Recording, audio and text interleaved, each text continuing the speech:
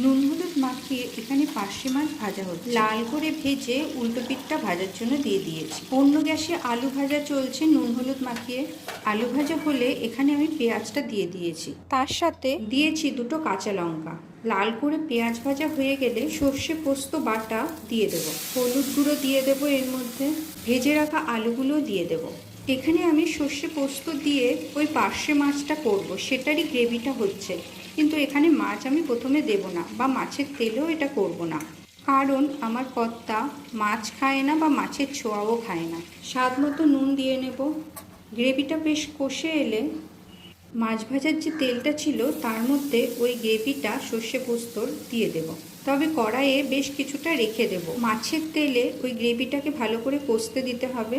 কড়াইয়ে বাকি যে সর্ষে পোস্তর গ্রেভিটা রয়েছে কষে গেছে, সেটার মধ্যে গ্রেভি করার জন্য পরিমাণ মতো জল দেব, আর দেব